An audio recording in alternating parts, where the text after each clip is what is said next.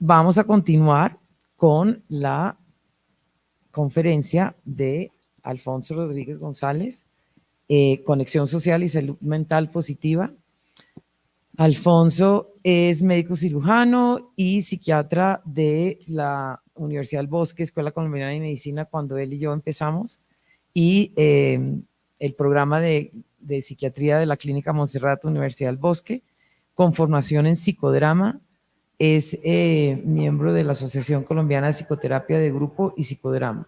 Es profesor titular de Salud Mental Comunitaria en la Universidad del Bosque, miembro honorario de la Asociación Colombiana de Psiquiatría, miembro activo del Instituto Colombiano del Sistema Nervioso, Clínica Montserrat Hospital Universitario, consejero en representación de las Facultades de Ciencias de la Salud ante el Consejo Nacional de Salud Mental. Y yo sé que hay muchas cosas más que podríamos decir ahí, pero queremos es escucharlo hablar de lo que él sabe y de lo que le gusta hacer y cómo crear estas conexiones. Muchas gracias, Juliana. Muy complacido de estar acá y muy agradecido en particular con el doctor José Posada, quien me sigue teniendo fe. Muy agradecido también con las personas que han compartido sus experiencias y que me antecedieron. Y muy agradecido con mis 3 hijos y mis 3 nietos que van a ser parte de esta charla. Y también con la persona que en el vecindario me embola los zapatos y que se llama Luis y vive en Bosa. Y con el vecino que le cuida la bicicleta cuando él, en la que llega, se la tiene todo el día. Y también con el otro vecino que le guarda los equipos por la noche para que no tenga que cargar con todo. Agradecido con mi barbero, Mike, que puso un equipo, una consola para que los que queramos ir a dormir o ir a escuchar rock, podamos llevar nuestros vinilos y escuchar mientras nos afeitan la música de los 60, de los 70 y de los 80. Y a mi señora, que también me tiene paciencia para preparar estas cosas. Como ustedes se dan cuenta por la introducción, estoy tratando de ir entrando en una interfaz entre lo que pasa en el ámbito familiar y lo que pasa en el vecindario. La conexión social tiene que ver en parte con el tema del sistema de cuidados, pero a manera de diamante, ya no sería un trípode, sino diamante donde está el Estado, están las respuestas también del sector privado, están las respuestas institucionales de ese sector, están las familias que generalmente son las que más cargan el peso del cuidado y del acompañamiento en la salud mental, pero poco se trabaja en las comunidades como una parte de ese diamante del cuidado.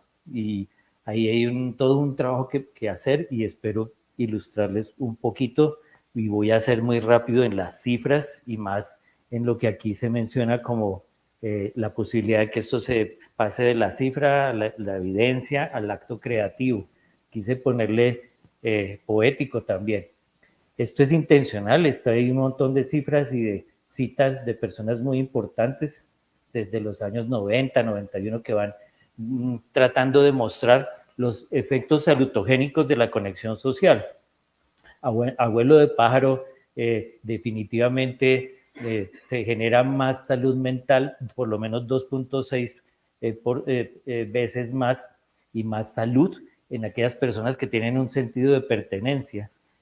También disminuye el riesgo de cáncer y de enfermedades infecciosas, menor riesgo de enfermedades cardiovasculares, incluso cuando las personas están aisladas o en soledad, tienen un 29% de incremento en el riesgo de tener enfermedades cardiovasculares. Las tasas de mortalidad por cualquier causa, pero también específicamente por enfermedades no transmisibles, aumentan en las personas que se aíslan o que están solas. Indicadores adicionales están en múltiples libros, hay cantidad de literatura que en especial en los últimos 6 años se ha generado, igual instituciones en todas partes del mundo para mostrar lo importante que es la conexión social para envejecer. No solamente queremos durar más, eso de pronto se lo dejamos a Elon Musk para que dure mucho tiempo, pero el problema es si vamos a tener calidad de vida en ese envejecimiento. Y entonces se ve que podemos durar hasta 8 o más años más que alguien que está aislado cuando estamos conectados. Y esa conexión debe ser algo que sea recurrente. Paradójicamente, y por eso puse el caso de Mosc, las zonas azules, donde la gente vive más, son las zonas más distantes y pobres del planeta. Entonces, allá se generan unas redes muy fuertes, como las que he venido diciendo, o como las que yo conozco cuando viajo a otros sitios donde la gente se reúne a tejer, se reúne a conversar, a comer, a hacer olla comunitaria. Pero diferente a la escena que escuché ahorita, esa comida además es intercambiada, o sea, quiere un poquito, o sea, cambiamos babas, ¿sí? Y esto lo digo a propósito, es porque ahorita lo voy a comentar por qué. Mejor.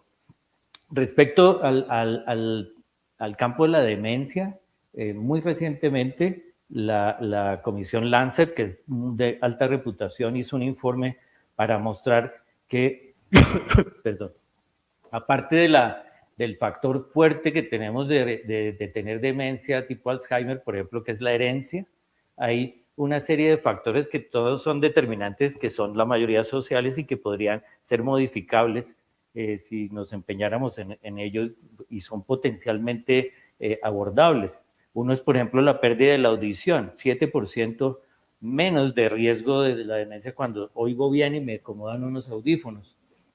Cuando me bajan el colesterol, eso se hace con ejercicio, no solo con cambios en la dieta. Pero el que sigue de tercero es el aislamiento social, 5% menos de riesgo de demencia cuando estoy conectado. Y uno muy interesante, la demencia tiene que ver en 5% cuando de mayor riesgo, cuando hay una pobre educación en la infancia. Esto dirían ustedes que tiene que ver, si esto es una enfermedad que puede ser de origen muy biológico. La contaminación ambiental está por debajo incluso de la posibilidad de abordar el tema de conexión social y el de la pobre educación en la infancia, la pérdida de la visión también.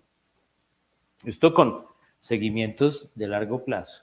Las cifras que acabo de dar, algunas están sustentadas en metaanálisis que no solamente toman cientos de miles de personas, sino a veces millones de personas con Big Data y que muestran con mucha evidencia estos factores de riesgo, estos determinantes, cuáles son más importantes, y casi que se viene diciendo de manera al unísono, hay un coro de científicos que dicen, de lejos la conexión social es el principal determinante social que debemos abordar en salud y en salud mental. Ya el doctor Vladimir Reyes nos había hablado de los eventos adversos de la infancia. Es muy claro que el tener una infancia donde se genera una relación y una primera conexión con el núcleo familiar produce muchos beneficios, riesgos menores de enfermedades infecciosas, mejor nutrición, la corteza cerebral se desarrolla mejor, pero también se desarrolla un elemento que se llama el apego seguro, y eso es lo que facilita que después uno se pueda ir alejando y precisamente pueda darle el portazo a sus papás y decir, aquí ya voy, ya no más, ya tengo 15 años, tú suficiente, ¿sí? Y uno esté tranquilo del portazo y de la vuelta y de risa y espere uno que las cosas cambian al otro día. Bien, y estuvo bien chino y uno le hace así, manito, puñito y bien, ¿sí? Para que lograr ese apego seguro, claramente, así como dije, lo de lejos de la conexión social es un elemento modificable y muy importante. La lactancia materna es un elemento que aporta mucho al desarrollo de una buena salud mental, por el desarrollo precisamente de la corteza cerebral, pero también porque en ese preciso momento madre e hijo o hija están viéndose el rostro, ¿sí? Es muy importante lo que va surgiendo en esa mirada y ahorita es lo que voy a hablar un poco.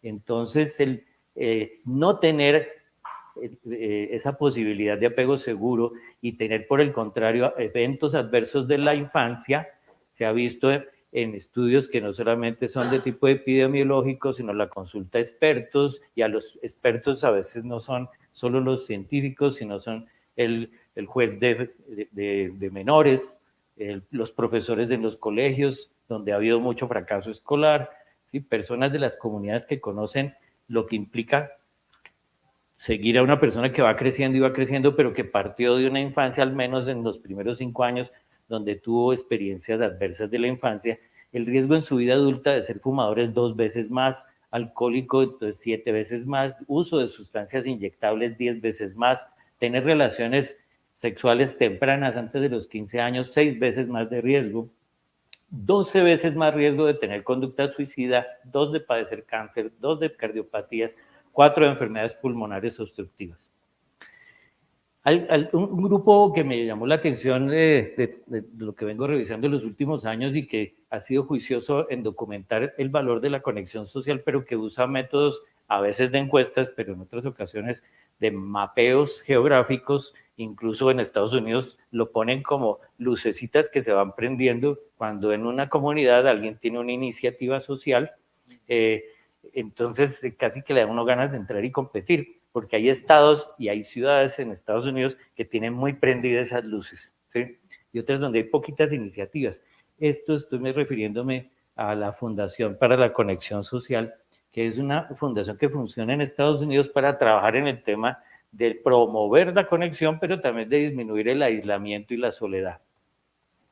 Más adelante me referiría a ellos, pero quería destacar eso ahora, ¿sí? Y al menos veamos que aquí tenemos una niña que está cuidada, arropada por su hermanito, con 3 personas que estemos conectados, eso se ha estudiado, el riesgo de todo esto que acabo de decir es menor.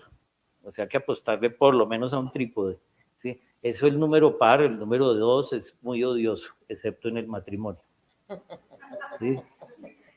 Respecto a la prioridad en salud pública que representa la conectividad social, me parece importante que ustedes anticipen que la conexión social no es algo que sea predecible, es precisamente esa posibilidad de la sorpresa, de que es en un ambiente contingente donde yo encuentro quien me apoye, que se hace difícil establecer guías de procedimiento sobre qué hacer. Mi resumen de esta imagen es que el cuidado, por un lado, nunca es autocuidado, ni autoestima, autodesarrollo, autonomía, sino que en esencia toda nuestra vida en salud mental tiene que ver con una relación. Dije ya 3, y si yo no tengo eso inmediatamente, vale lo que José Posada me enseñó hace muchísimos años, vale la mascota, por ejemplo, y vale la naturaleza también. Abrace un árbol, siembre, dedíquese a la jardinería, eso de paso le sirve a encontrarse con usted, y usted son 3. El que usted cree que es, vamos a llamarle es el real, el simbólico, perdón, el real, que es lo que ven mejor los demás que uno, y el idealizado, ese que yo quiero ser. En ese diálogo se genera salud mental. Ahí. Eventualmente, tenemos pruebas por internet que nos dicen cómo estamos, nos evalúan. Hoy en la mañana con mis estudiantes hice un test para saber cómo tenía las doshas en medicina ayurvédica, entonces sé que soy capa, creo que es, ¿sí? Porque tengo la piel yo no sé qué, y eso hace sentido. Uno encuentra cantidad de formas de evaluarse en las redes sociales. Incluso puede encontrar uno al doctor Abius, que si uno le pregunta, pues le va respondiendo y le va dando consejos. Y ahorita hay mucho en inteligencia artificial, donde me aparece el error 404, que, sí, que Angie dijo, ay, pero le salió esa imagen mal. No, es que efectivamente estoy tratando de burlarme un poco de lo que la implicación que tiene la inteligencia artificial cuando me diga, entonces, desactive el archivo. O sea, que en inteligencia artificial me dije, apague y vámonos. O arregle los permisos de los archivos. O sea, arregle con su papá porque usted no puede ir de la casa todavía. ¿Para qué patalea con eso? O restaure la copia de seguridad y yo no sé dónde la tengo, ¿cierto? Probablemente se ha desplazado y toda mi copia de seguridad, que son mis fotos, mis muñequitos, mis cosas, estén por allá. Si soy población cautiva, digamos, cooptada también, tenga problemas. O uso un solucionador de problemas que me dice, siga la ruta, ¿sí? La ruta de atención, ¿sí? Y la ruta de atención, los benditos no me quieren contestar, ¿sí? Perdón, Amanda. Bien, entonces eso, ¿no? La idea aquí es decir que la página que usted está buscando puede que se haya movido, borrado, o que nunca haya existido. Y entonces ahí creo que la reflexión es fuerte respecto a las implicaciones de que dejemos la copresencialidad y eso que me regaló hoy Juliana, tan bonita, ¿sí? Que dice acá que la vida está hecha de instantes, esos instantes que yo creo que hay que capitalizar porque probablemente no estén hechas de toda una vida de éxitos, a veces los instantes son dolorosos y hay que aprenderlos a gestionar. Y entonces a eso me refiero con conexión social. Se requiere la copresencialidad. A propósito, la trato de mostrar aquí en esta mola de la cultura gunadule. Está en el Museo del Oro, donde hay una exposición muy bonita al respecto. Pero en esa copresencialidad, como ahora que llegué aquí a la clínica, yo vine en un taxi, había copresencialidad con el taxista, pero no hay una influencia recíproca. La conexión social no es algo de que yo voy a hacer un taller, y también José me ha enseñado acá que en el sector salud a veces hacemos cantidad de talleres y nos volvemos carritos o tratamos como carritos a las personas que van de taller en taller, ¿sí? Y entonces esta influencia recíproca es que yo debo ser también transformado y transformada por estas interacciones, y por eso es muy bonito que antes de yo decirlo ya ustedes hubieran conversado de cómo quien escucha, quien acompaña, también se ve transformado. ¿Y eso para qué? Para creer. Es un acto de fe, ¿sí? La conexión social anticipa un futuro posible. Esa posibilidad hay que volverla potente y después ejercer poderes para poder cambiar el mundo en el que uno no quiere vivir o en el que quiere uno ampliar el mundo como estaban proponiendo desde el Centro Nacional de Consultoría. Y así se crea en esa ampliación un espacio. Yo voy a enfatizar ahorita por lo pronto en el concepto de espacial, ya verán por qué, pero en el tiempo también, porque los tiempos para la conexión social son lentos, ¿sí? Yo estoy hablando rápido ahora porque tengo poco tiempo, pero para uno tener conexión con alguien, ¿sí? Enamorarse, por ejemplo, necesita uno que vaya la cosa despacito.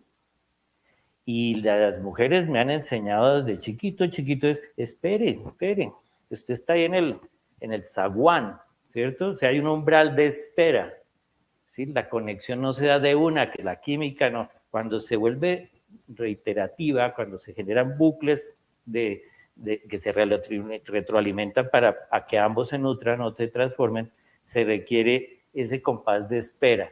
Este es más importante que el momento que yo diga, cambió todo. Ese momento implica mucha conciencia, que yo lo voy a llamar ahorita una conciencia corporal.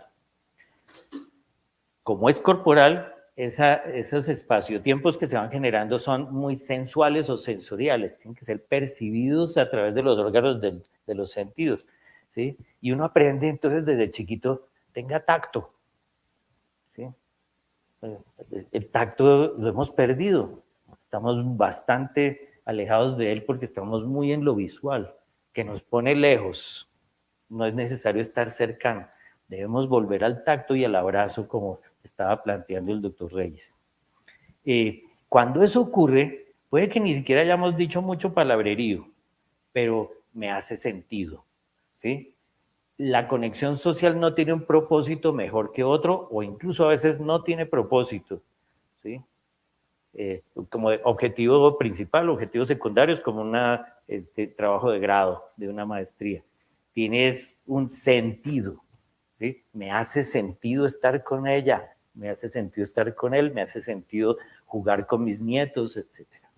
Y siempre, como es un proceso ritual que implica hacer la espera en el zaguán antes de entrar, ¿sí? Al patio de juegos, al patio que está allá atrásito, ese ritual, y esto me lo ha enseñado alguien que trabaja muy bien desde el teatro, que es Héctor Aristizábal, ese ritual debe generar marcas, huellas, ¿sí? Y uno dice, esto nunca va a ser mi vida igual que antes.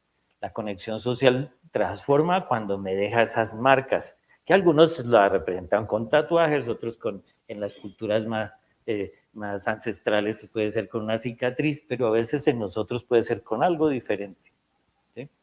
Y esa es la señal de que estamos siendo transformados. Un ejemplo de eso para mí es esta escultura que se presenta en el Museo Guggenheim en Bilbao, junto con Jorge Oteiza en Cataluña. Eduardo Chillida es muy reconocido como un escultor que trabaja con la luz, con las masas y las energías.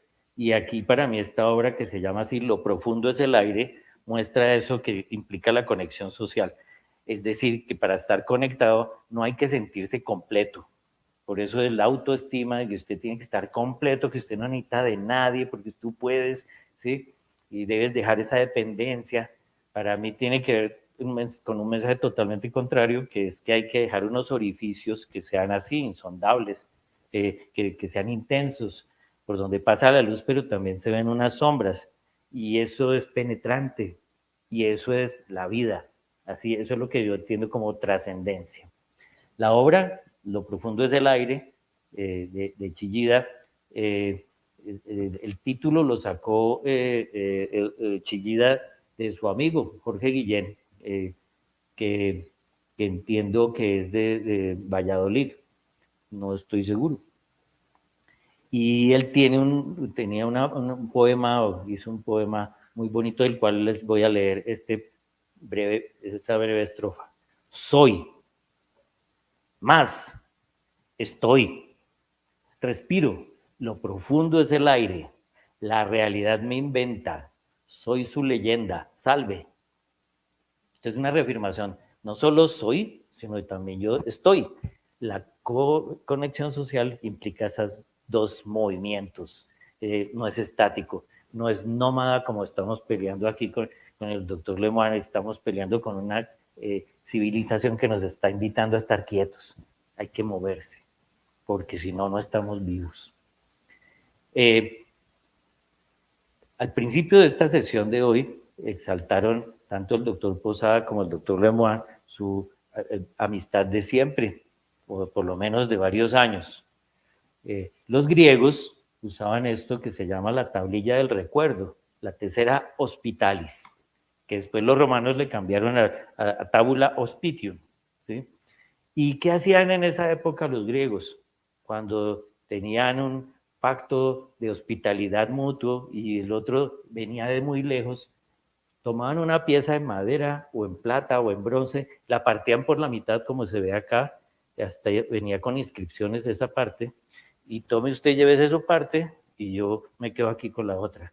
Y puede que José se vuelva a ver con el doctor de Mohamed 20 años después, pero lleva su tablita y se juntan. Ah, sí, es él. ¿Sí? Pero la maravilla es que, como se puede uno morir, esa tablilla la podía llevar un hijo de uno, un nieto o alguien que yo le di. Y entonces yo estoy cargando esto, me lo dio mi papá, mi abuelo. Quiere decir que usted me va a recibir, ¿cierto que me va a recibir? A ver, miremos, así empata la tablilla. Este es el concepto que Gadamer, fenomenólogo alemán, le da la traducción de la palabra símbolo. O sea que la conexión social de alguna manera implica ese nivel simbólico donde el otro tiene una parte mía que está ahí empatando, que me identifica, me completa, ¿sí? No es propio esto, bueno, esto lo trabaja también un monje catalán, que por cierto vivía en el monasterio de Montserrat, ¿sí? Y en Montserrat escribió muchos libros, entre otros unos que me encantan y que José sabe que me encanta porque estuvimos hablando de Luis Duc, que tiene una colección de 6 tomos que se llama Antropología de la Vida Cotidiana, donde menciona que lo que hay que hacer respecto a eso, esa carga simbólica que requiere la conexión para que estemos viviendo bien en el mundo actual, necesitamos de símbolos, de cargar de símbolos lo que decimos, y para eso hay que empalabrar el mundo. Para Duc, apalabrar y empalabrar son dos cosas diferentes. Apalabrar sería ponerse de acuerdo. Bien, eso ya es bueno, ¿sí? Pero empalabrar, ¿sí? Es además hacer conciencia de la interiorización de esos elementos del entorno, que es mío, que es propio, ¿sí? Que es lo yo, que es lo moi, ¿sí? Y esas diferencias van siendo introyectadas, incluidas dentro de mi mundo interior, no solo a partir de frases, sino en principio de gestos, del lenguaje corporal, de cosas que se insinúan, como cuando uno va a sacar a alguien a bailar y le dice estoy cansada, y yo entiendo qué es lo que quiere decir, ¿cierto? Esas insinuaciones, o al revés, el jugueteo de alguien con su cabello que puede decir, le estoy insinuando algo. Los testimonios que dijeron ahorita, ¿sí? En la sesión pasada, las actitudes y comportamientos, tanto los buenos como los malos. Ese tema corporal lo vengo trabajando yo hace por lo menos 20 años, y es que esa conexión social sí tiene mucho que ver con lo corporal, parte de ahí. A veces la violencia del conflicto armado en Colombia o de la violencia interfamiliar en muchos hogares se ve silenciada porque hay injusticia o porque hay todavía presencia del violento en la familia o en el entorno social están los actores armados renovados con más fortaleza, y entonces se hace difícil conversar, y la conversada empieza es por que cuando la boca calla, el cuerpo habla, ¿sí? Cuando el cuerpo habla, el alma sana. Y así entonces llegamos, por ejemplo, a esta imagen que es de el centro Cafán, allá fue donde la tomé, donde una mujer expone este cuadro que hizo a propósito de un proceso de desplazamiento. Esto es una exposición de recicladores que se hizo en Bogotá, en ese centro de la Floresta de Cafán, y donde se ve estos impactos transgeneracionales y la necesidad de generar palabras con ellos, compartir significados, establecer un lenguaje común y si no, reinventarlo. Como estamos hablando de esto corporal, sepan ustedes que esto es tan así que para aprender lenguaje, y a propósito esta es otra obra de Chillida que se llama El espacio para el espíritu, donde igual tiene sus intersticios, sus formas de vacío para que algo llegue, ¿sí? Y eso cómo se logra en el sistema nervioso, ¿sí? O en el cuerpo de uno, a través de 4 cosas, de 4 sentidos que a veces no mencionamos. Siempre mencionamos visión, tacto, audición, gusto, ¿sí? Olfato. Pero tenemos muchos otros, y si vamos a las plantas y a los vegetales, tienen 35 sentidos. Pero aquí voy a mencionar estos 4. La propiocepción. Para adquirir competencia en el lenguaje se requiere orientación en la postura, en la posición del cuerpo, ¿sí? Para uno poder hablar, no sé si ustedes han sido conscientes de eso, pero sus hijos, sus nietos, aprendieron primero a saber qué era adelante, atrás, arriba, abajo, que aprender a decir rápido o lento. Los tiempos se aprenden con el tiempo. El espacio se aprende muy rápido gracias a la propiocepción en niños de menos de 3 años. La sinestesis, el equilibrio y el esquema corporal. Ya se dijo antes, ¿no? En nuestros tiempos uno salía a darse puños, pero también a dar botes, ¿sí? Y hacía uno el carrito de balineras y entonces se caía cada rato y daba el salto de canela, ¿cierto? Pero el estar quietos genera dificultades en ese sentido de la sinestesis, de saber qué músculos se están moviendo y su relación con los huesos. Ese trabajo para poder empalabrar el mundo se requiere, no solo la conversación, tenemos que empezar a conversar también primero desde el cuerpo, porque a veces no hay palabras, ¿sí? Aquí lo vimos en los testimonios que dijo el doctor Reyes, cuando algunos muchachos decían en mi casa no se puede hablar, no, pero yo sí puedo dar botes, ¿bien? Interocepción, percepción interna del cuerpo, eso sí que falta, a veces el sufrimiento es tan alto y el cuerpo tampoco lo registra, que empezamos a tener dificultades no solo en hablar, sino que se manifiesta en enfermedades psicosomáticas. Neurocepción es muy importante para el manejo del trauma. En Boston, el doctor Reyes, que se ha formado con Bessel van der Kolk, sabrá que la neurocepción es clave para hacer conciencia de cuando tengo una situación de seguridad o cuando estoy en peligro o en amenaza.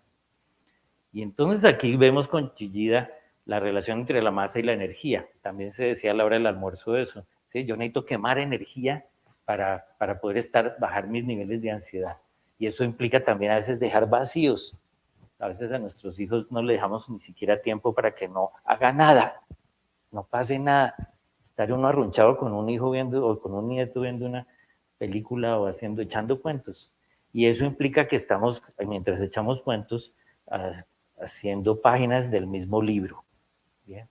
Aquí tenemos a un doctor que me encanta, que se llama Meltzoff, en Estados Unidos, en Seattle, hizo una investigación, se fue a los hospitales y tomaba niños recién nacidos o que tuvieran 24 horas de nacidos y les hacía muecas y se dio cuenta que los niños empezaban a hacer las mismas muecas.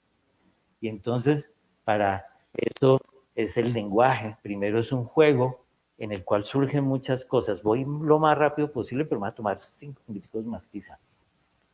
Esos hitos en el lenguaje, aquí como está, ahí está mi hija, mi nieta chiquita que se llama Eva, de espaldas Alma, que está aquí al lado con la mamá cogiéndole la cabeza, y Emilio, que está en los brazos y están leyendo un cuento. En menos de 3 meses uno tiene una sonrisa reflejada, o sea que si el bebé se le ríe a uno no puede decir, ay, me reconoció y es parecido a mí y está feliz conmigo, no, el niño tiene un reflejo, ¿sí? Pero rápidamente, hacia los 6 meses o 3 a 6 meses, el niño empieza a desarrollar una habilidad que es la de la risa social, cuando sí responde a lo que yo le estoy haciendo, a veces no porque me vea muy bien, sino porque me oye muy bien. Hacia los 3 meses los niños lloran según el idioma en el que están. No todos los niños lloran igual. Los niños chinos, por ejemplo, lloran de una manera muy, muy disonante, diferente a las del alemán, al del sueco, ¿sí? Por su lengua, por lo que escuchan. Entonces, a los 3 meses uno ya está en capacidad de oír a vaca, ¿sí? O sea, uno de armonizar, de sintonizar. Incluso yo podría decir que en el vientre materno. Pero es a los 3 meses donde empieza uno a tener una comunicación con la armonía, la melodía. Y también ahí, ¿sí? De pronto uno, ¿qué hace con los niños? Juega a esto, ¿no? Aparecer, desaparecer, aparece y los niños empiezan a sonreírse. Si se sonríen, y esa prueba, ese test lo hice con todos los 3 nietecitos, ¿sí? Vamos bien, su corteza cerebral va bien, se ríe cuando aparezco, pero no piensa que yo me morí cuando me tapo, voy a ir enseñando que a veces no estoy, y eso permite que después de uno de los 6 meses pueda llevarlos al jardín, porque ya se acabó la licencia de maternidad. Pero empieza a haber otra cosa importante que vemos aquí a Alma con la mamá. Aquí está Cata, mi hija Catalina, que Yolanda Reyes, que es escritora, que tiene el taller Espantapájaros, es escritora de libros maravillosos. Ella es la alumna de la primera promoción de allá. ¿Sí? Decía, Cata la gata. Y Cata la gata está con mi nieta Alma. Y Alma me dice a mí papón. Y entonces, como soy el abuelito, dice papón, aquí en el parque, mira, aquí, yo me caí del columpio, aquí fue donde yo dejé mi nariz. ¿Sí?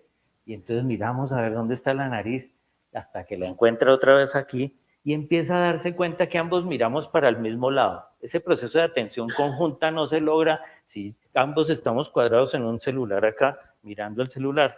Tenemos que mirar lo mismo, ¿sí? Como en esos accidentes que hay por allá en los edificios y nos vamos contando y todos, y todos nos vamos sumando ahí mientras me roban los bolsillos, todos estamos allá mirando, ¿cierto? Eso es una cosa que surge más o menos hacia el año, pero que es importantísima y que se hace mejor si yo tengo un cuento aquí. ¿Bien? ¿Vale? Entonces hay que leer para poder empalabrar el mundo y conversar después. Y los que no hacen eso, ¿qué pasa? Gregorio Luri, un pedagogo muy importante en España, dice, esto se vuelve crítico entre los 7 y los 11 años.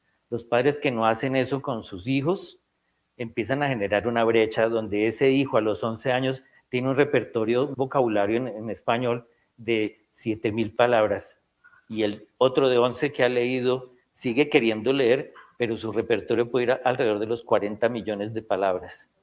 Ese abismo genera fracaso escolar, pero también esa posibilidad de me voy a suicidar, no tengo palabras para decir que estoy muy mal, o mi papá me regañó y yo no entiendo qué está pasando acá, o no sé cómo enamorarte y te violo, todo ese tipo de cosas, o te pego porque no sé cómo gestionar un conflicto. Es muy importante volver a la lectura, ¿sí? Después se ven otras cosas, pero aquí lo que estoy tratando de mostrar con estas imágenes es esa posibilidad de hacer el ritual de la lectura, y eso con Yolanda Reyes ha sido maravilloso entenderlo.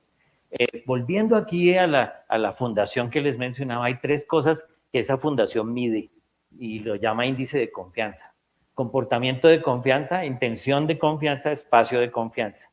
Y en el comportamiento que mide, toma medidas de apoyo a la comunidad, y entonces lo ve con indicadores como participa en grupos locales, la asamblea del edificio, lo que sea. Eso es muy para el vecindario, no sé cómo funcionan en clave del mundo rural.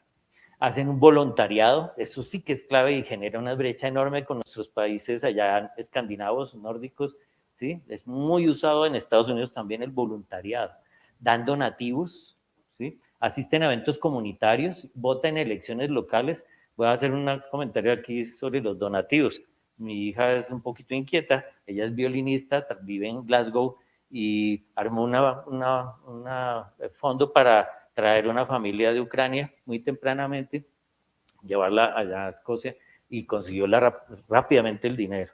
¿Eso qué quiere decir? Que hay una conciencia de donar si se puede, no es que yo done en el sentido caritativo, sino que hay una red que se va tejiendo ahí, ¿bien?